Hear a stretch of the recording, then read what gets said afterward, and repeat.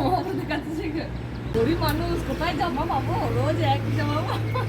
গরিব মানুষ কোথায় জামা রোজ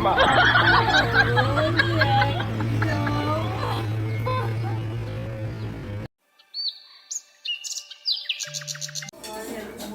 রেডি হয়ে গেছে, তাড়াতাড়ি করে যে ছেলে আলু ভাজি আর আটা মেখে রেখেছি, লুচি হবে।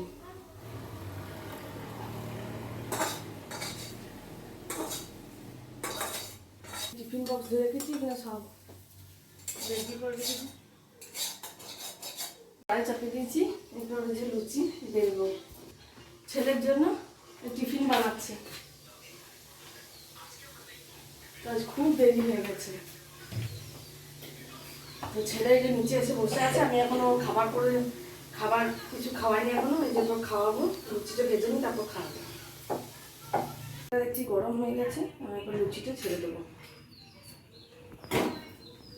লুচিটা তেলটা গরম হয়ে গেছে।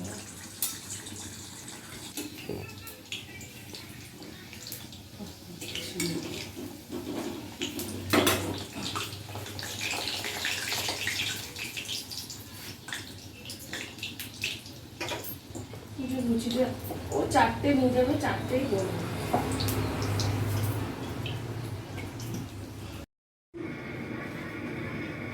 টিফিনটা এই যে রেডি করছি, দিয়ে দিচ্ছি। লুচিগুলো দেখছি টেরা বেঁকা হয়েছে, লুচি দিলাম।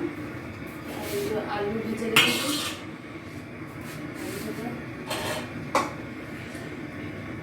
ছেলের টিফিন ভরে দিয়েছি। এরপর আমি ছেলেকে খাওয়াতে বসে গেছি। সকালে স্কুল যাওয়ার আগে আমি ওকে খাওয়াতে বসেছি। ও কর্নফ্লেক্স খাচ্ছে, একবার করে জল খাচ্ছে। তো আমি জল ওটাই স্কুলে যেটা নিয়ে যাবে ওটাই একটু করে খাওয়াচ্ছি। তো খেতে চাইছে না, সকালবেলায় খাবারটা তো একদম খেতে চাইছে না। তোর খাওয়া হয়ে গেছে, তো এরপর আমি স্কুলের জন্য বাইরে দাঁড়িয়েছি। ও বলছে মা একবার কলে নাও, তোকে কলে নিয়ে দাঁড়িয়ে আছি। এবার স্কুলের গাড়ি আসার সময় প্রায় হয়েই গেছে। তো দেখছি যে গাড়ির আওয়াজ উঠছে, এরপর গাড়ি চলে এসছে। আমি ছেলেকে এবার স্কুল গেল, আমি ওখানে চাপিয়ে দিয়ে আসলাম গাড়িতে, নিয়ে তারপর চলে আসলাম। তো এসে দেখছি পেপার দিয়ে চলে গেছে। তো আমি একবার পেপারটা পড়ে নিলাম, কারণ সকাল হলেই আমার একবার পেপারটা দেখতে হবে। তো পেপারটা ভালো করে আমি পুরো উল্টে দেখে রেখে। গরিব মানুষ কোথায় জামা পাবো, রোজ এক জামা।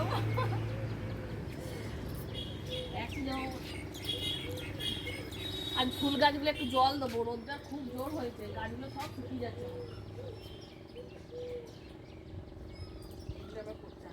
মাকড়সা কাটছিল,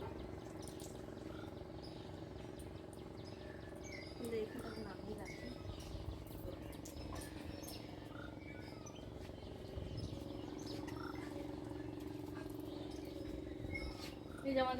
তো আমাদের কাজে দিদি জামা প্যান্টগুলো কেচে দিয়ে গেছে, ছেলের, আমার, বরের, সবারই।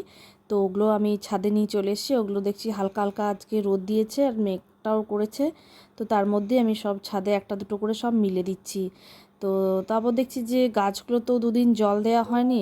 তো আমি আবার 2 বালতি জল নিয়ে গাছগুলোতে দিয়ে দিলাম। গোলাপ গাছটা দেখছি খুব কড়িয়ে এসছে, প্রচণ্ড ফুলও দেখছি ফুটছে একটা দুটো করে। আর গাছেও দেখছি কড়িতেও ভরে গেছে গাছটা।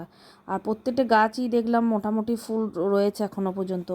তো আমি সব গাছগুলোতে একটু একটু করে জল দিয়ে দিলাম। ছাদ থেকে এসে এই যে রান্না চাপিয়ে দিচ্ছি, ডাল, পালকের তরকারি আর মটরশুঁটি টমেটো আলু ঝাল আর চাটনি আর মাছ, আর কিছু করব না। রান্না টান্না করা হয়ে গেছে। এরপর আমার চুলের ডগটা দেখছি খুব সরু হয়ে গেছে।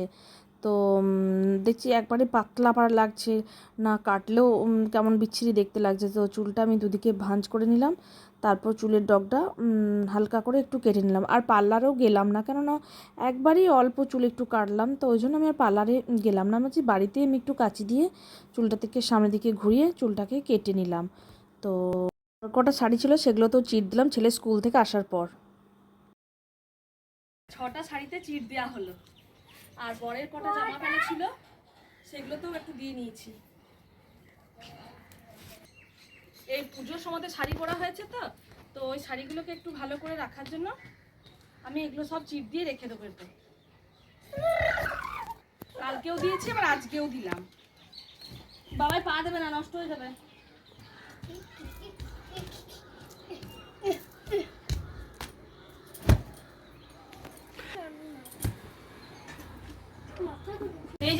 ভিজে রয়েছে, তো এটা এখানটাতে মিলে দেবো। এত রোদের জোর বাইরেটা বেরোনো যাচ্ছে না, জোর হয়েছে, বুঝতে পারছি যে এতটা ঘুমিয়ে গেছি। তো সন্ধেবেলায় আবার ছেলেকে পড়তে বসিয়ে দিয়েছি, কেননা স্কুলের হোমওয়ার্কগুলো আছে, ওগুলো সব করতে হবে। তো আমি ওকে নিয়ে বললাম বাবা চলো পড়তে বসবে, চলো, দিয়ে ও পড়তে বসে গেছে। তো আমি ওকে পড়াচ্ছি, আর আমি বললাম যে তুমি এগুলো সব পড়ো, তারপর আমি এসে সব তোমাকে এগুলো ধরবো। তো ও সব স্পেলিংগুলো সব আর তো আমি বলছি ভালো করে পড়ো, স্কুলে পড়া জিজ্ঞেস করবে। তো বলেছে মা ঠিক আছে পড়ে নিচ্ছি। তো এখানে আমি ভিডিও শেষ করলাম, দেখা হচ্ছে পরের ভিডিওতে।